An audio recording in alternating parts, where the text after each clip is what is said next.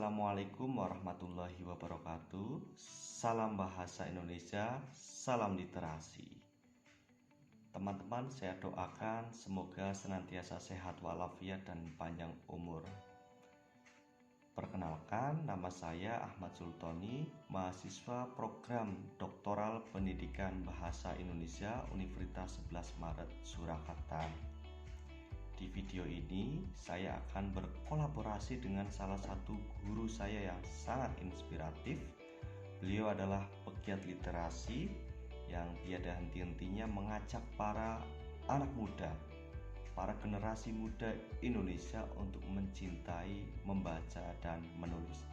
Tentunya ini pengalaman yang sangat luar biasa bagi saya, pengalaman yang begitu menantang karena bisa berkolaborasi dengan orang hebat. Beliau adalah Bapak Dr. Rohmadi. Nama lengkapnya adalah Bapak Dr. Muhammad Rohmadi M.Hum. Ya, teman-teman, saya akan memulai pembicaraan lewat video ini dengan sebuah catatan pembuka dari buku Pak Rohmadi.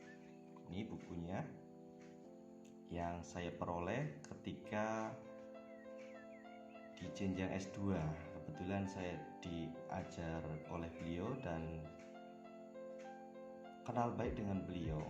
Nah, apa yang menarik dari buku ini? Tentunya dari segi isinya menarik semua. Teman-teman baca sendiri, dan saya tidak sedang mereview buku ini, tetapi sebagai pembuka obrolan saya akan membacakan sebuah kutipan yang menarik yang beliau tuliskan di halaman 1 buku Guru dan Dosen Hebat dan Luar Biasa. Bunyinya sebagai berikut: kebahagiaan dan rasa syukur yang tiada tara adalah saat mimpi dan cita-cita kita dikabulkan oleh Allah Subhanahu wa Ta'ala, yakni menjadi guru. Saat itulah awal kita untuk menjadi manusia hebat yang bermanfaat untuk kemaslahatan umat. Saya kira ini merupakan kutipan yang luar biasa, penuh makna dan menginspirasi. Refleksi bagi saya pribadi, jujur, rasa syukur tiada henti-hentinya saya ucapkan, saya panjatkan kepada Allah Subhanahu wa Ta'ala, sebab saya ditakdirkan sebagai manusia yang mendapat predikat sebagai guru. Lebih-lebih saya sebagai guru bahasa Indonesia. Tentunya saya sangat bangga sekali menjadi guru bahasa Indonesia. Karena apa? Bahasa sebagai modal utama manusia untuk berkomunikasi dengan sesamanya, untuk berinteraksi sesama anggota masyarakat. Tentu perannya sangat vital, perannya sangat sentral bagi kehidupan. Oleh karena itu, bahasa menurut peribahasa menunjukkan bangsa. Ya, bahasa menunjukkan bangsa yang berarti kepribadian seseorang itu menunjukkan bagaimana karakter bangsa itu.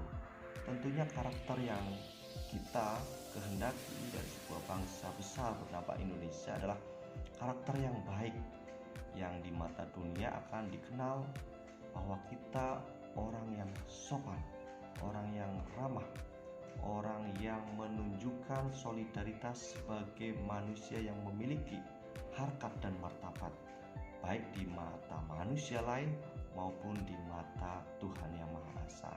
Tentunya itu merupakan tugas bagi manusia secara umum yang tidak mudah, apalagi sebagai guru dan dosen bahasa Indonesia.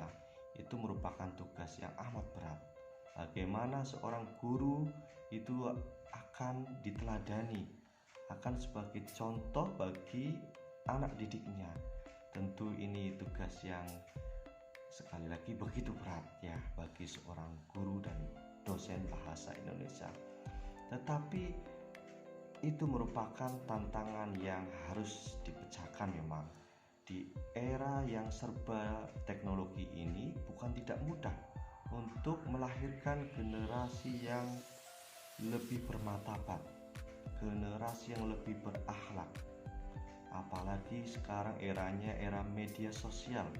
Orang-orang dengan mudahnya mengakses berbagai informasi, menunjukkan ekspresi, mendapat ide melalui kanal media sosial.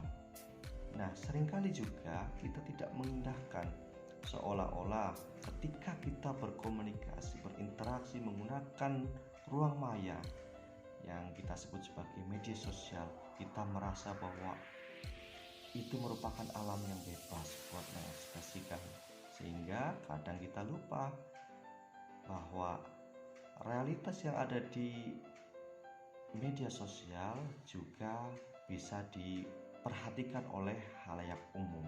Orang lain bisa mengetahui status yang kita buat, story yang kita buat, komentar yang kita lontarkan. Itu semua menjadi jejak digital yang tidak atau sulit untuk dibantah. Nah, ini saya kira topik yang menarik untuk kita bicarakan. Nah, sebagai obrolan yang berikutnya terkait dengan penggunaan media sosial di Indonesia, saya mengutip hasil riset yang dikeluarkan oleh Microsoft belum lama ini melalui Digital Civility Index yang menunjukkan hasil bahwa Indonesia ditempatkan urutan terbawah atau menempati urutan terbawah atau paling tidak sopan se-Asia Tenggara. Jadi netizen Indonesia itu dinilai sebagai pengguna internet yang paling tidak sopan se-Asia Tenggara. Tentu ini bukan semata-mata riset yang harus kita ketahui hasilnya, tetapi kita refleksikan bagaimana realitas itu memang ada dan terjadi. Saya kira masing-masing kita bisa mengamatinya ketika kita menggunakan media sosial, mendapati komentar-komentar yang pedas ya, yang nadanya itu provokatif, ujaran kebencian atau mungkin berita hoax, diskriminasi, itu semua kita jumpai. Nah, dalam rilis riset ini yang disorot itu 3 hal. Yang pertama itu tentang berita hoax, jadi peredaran berita hoax yang disebarkan oleh netizen Indonesia itu jumlahnya cukup banyak. Kemudian ujaran kebencian juga cukup masif, ini disorot. Lalu yang ketiga adalah perihal diskriminasi yang disorot buruk juga. Nah, ini tentunya menjadi refleksi kita bersama, dan saya pikir ini tidak lepas dari sebuah candu ya teman-teman. Candu, bagaimana orang Indonesia itu candu untuk bermain media sosial. Bermedia sosial seolah menjadi rutinitas yang tidak bisa kita tinggalkan, yang menjadi bagian dari kehidupan kita saat ini. Ya, itu memang wajar. Saya kira bermedia sosial juga merupakan media yang penting untuk bersilaturahmi, untuk menyebarkan kebaikan kepada orang lain. Tetapi manakala media itu kita salah gunakan, tentunya dapat berdampak tidak bagus juga. Nah, itu merupakan candu ya. Nah, candu yang pertama, candu bermedia sosial. Kemudian yang kedua, ini terkait dengan generasi muda kita. Kita tidak akan kesulitan untuk menemukan generasi muda kita yang kelewat gandrungnya, keranjingannya bermain game online ya. Jadi anak kita mungkin ya, murid-murid kita itu dalam kesehariannya banyak sekali yang menghabiskan berjam-jam, bahkan mungkin berhari-hari menghabiskan waktu hanya untuk bermain gawai, khususnya game online. Nah, ini candu yang bagi sebagian orang tua merupakan masalah terbesar yang sulit untuk dipecahkan. Tetapi sekali lagi bukan berarti tidak bisa dihilangkan atau mungkin tidak bisa dikurangi, pasti bisa ya. Jadi dua candu yang menurut saya mengkhawatirkan bagi kehidupan kita saat ini adalah bermedia sosial dengan tidak bijak. Yang kedua, penggunaan gadget, penggunaan gawai bagi anak-anak yang tidak mengukur waktu juga ini yang kurang baik menurut saya. Nah, dua candu ini saya kira guru dosen yang hebat dan luar biasa, yang inovatif di era digital, di era abad 21 ini. Saya kira bagaimana kita yang pertama tadi membuat generasi muda kita melahirkan generasi yang ketika berkomunikasi memperhatikan sopan santun, ya, etika berkomunikasi harus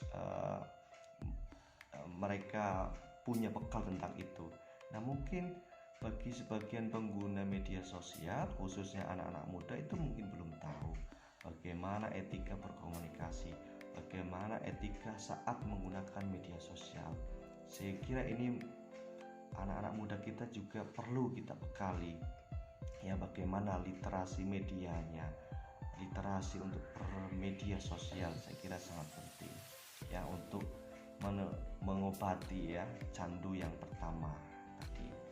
Yang kedua, bagaimana kita mengalihkan, ya, perhatian anak didik kita, anak-anak kita, generasi muda kita, supaya tidak terlampau candu terhadap gawai, terhadap game online. Ini juga saya kira tidak hanya menjadi PR bagi orang tua saja, tetapi PR sebagai guru, ya, bagaimana mereka itu dari candu gawai itu beralih menjadi candu membaca, candu menulis. Nah, kita masing-masing kita saya kira punya obat penawarnya. Nah, berikutnya saya ingin bercerita mengenai boleh dikatakan itu nasib baik sebagai guru bahasa Indonesia, ya. Perannya akan dibutuhkan sampai kapanpun, ya, karena kita berkomunikasi sebagai bangsa Indonesia menggunakan bahasa Indonesia. Saya kira akan terus dibutuhkan, lebih-lebih kalau kita hubungkan dengan karakter, ya, pembangunan karakter. Saya kira menempatkan guru bahasa Indonesia sebagai aspek penting dalam proyek besar ini, cita-cita besar ini. Nah, bagaimana seorang guru bahasa Indonesia seringkali diberikan tugas yang tidak mudah, ya. Guru bahasa Indonesia sering dipandang sebagai orang yang memiliki kemampuan lebih, multi talent, kita katakan seperti itu, ya. Misalnya untuk urusan surat menyurat, biasanya yang ditunjuk adalah guru bahasa Indonesia. Untuk urusan humas, ya, hubungan kemasyarakatan dari suatu instansi pendidikan, biasanya dianggap guru bahasa Indonesia itu memiliki nilai lebih. Perlombaan, ya, yang kaitannya dengan aspek berbicara, komunikasi, biasanya guru bahasa Indonesia yang ditunjuk, ya, untuk menanganinya. Nah, ada satu fenomena yang menarik ini. Guru bahasa Indonesia seringkali ditunjuk sebagai petugas perpustakaan atau yang diamani untuk mengelola perpustakaan. Ini saya kira sudah menjadi rahasia umum, ya. Yang menjadi sasaran biasanya adalah guru bahasa Indonesia. Saya kira ini bukan berarti penunjukan itu sesuatu yang asal. Saya kira, ya, itu merupakan pandangan dari masyarakat umum bahwa guru bahasa Indonesia itu dekat dengan literasi, dekat dengan aktivitas membaca, aktivitas menulis, dekat dengan buku-buku, ya. Buku adalah sahabatnya para guru bahasa Indonesia, ya. Sehingga banyak di sekolah-sekolah itu, ya, atau mungkin sebagian besar guru bahasa Indonesia biasanya diberi tambahan tugas sebagai penjaga perpustakaan atau pengelola perpustakaan. Nah, berarti guru bahasa Indonesia itu dipandang memiliki nilai lebih dalam hal literasi ini, ya. Saya kira bisa kita simpulkan seperti itu. Guru bahasa Indonesia itu dipandang sebagai pustaka bergerak yang memiliki pengalaman membaca, pengalaman menulis, ya, yang begitu luas, sehingga guru bahasa Indonesia tidak salah apabila sebagai duta literasi, ya, penggerak literasi. Nah, inilah kesadaran ini saya kira belum banyak dirasai oleh para guru, oleh dosen bahasa Indonesia, bahwa perannya dalam hal pengembangan literasi sangatlah penting. Ya, ini saya kira kita harus merasa, guru bahasa Indonesia itu harus merasa sebagai pustaka yang bergerak ya, yang bisa menularkan ya virus membaca, virus menulis, dalam arti luas virus literasi kepada anak didik kita. Ya, guru bahasa Indonesia harus bisa mengajak anak didiknya untuk bisa berkomunikasi dengan baik dalam hal apapun, termasuk berkomunikasi lewat media sosial. Ya, guru bahasa Indonesia harus bisa mempunyai obat mujarab, setidaknya untuk mengurangi candu anak generasi muda kita terhadap gawai. Bagaimana mengalihkan mereka agar nantinya bisa minat terhadap aktivitas membaca dan menulis, minimalnya membaca. Ya, kita masih ingat literasi kita juga masih rendah ya. Bagaimana aktivitas yang sederhana saja, membaca saja itu belum menjadi budaya di kalangan generasi muda kita. Nah, saya kira melalui mata pelajaran, melalui mata kuliah bahasa Indonesia, usaha-usaha atau permasalahan yang kita diskusikan dari awal tadi bisa terpecahkan. Minimalnya ada kemauan, minimalnya ada kita bergotong royong begitu ya. Memang segalanya kalau kita tanggung sendiri ya, kita upayakan sendiri itu sangat berat. Tetapi kalau kita bergotong royong dengan guru lain, dengan dosen lain, membawa anak didik kita supaya mau dan gemar membaca ya, itu merupakan prestasi yang luar biasa ya. Sekali lagi minimalnya membaca. Nah, saya kira itu untuk menjawab tantangan era digital, tantangan abad 21 ini, yang kita butuhkan adalah guru bahasa Indonesia yang mau mengajak anak didik kita supaya melek literasi. Mereka minimalnya mau membaca. Dengan membaca, maka seperti kata pepatah yang sering kita dengar, dengan membaca kita berarti memperoleh pengetahuan yang baru ya. Buku adalah jendela dunia, gitu. Buku adalah jembatan untuk memperoleh pengetahuan yang baru. Nah, saya kira itu. Tetap semangat Bapak Ibu, teman-teman. Di era pandemi ini bukan berarti literasi itu berhenti, justru bagaimana kita menciptakan strategi yang baru supaya anak didik kita nantinya bisa terus gemar membaca ya, mendekat, terus menularkan virus literasinya ke orang lain di sekelilingnya. Nah, saya kira itu yang bisa saya sampaikan. Kurang lebihnya mohon maaf, dan izinkan saya menutup video ini dengan satu yel-yel yang sering didengungkan ya, yang sering disuarakan oleh Pak Guru kita, Bapak Dr. Muhammad Rohmadi, yaitu salam bahasa Indonesia ya. Aku cinta bahasa Indonesia, aku bangga bahasa Indonesia, bahasa Indonesia luar biasa. Sekian, assalamualaikum warahmatullahi wabarakatuh.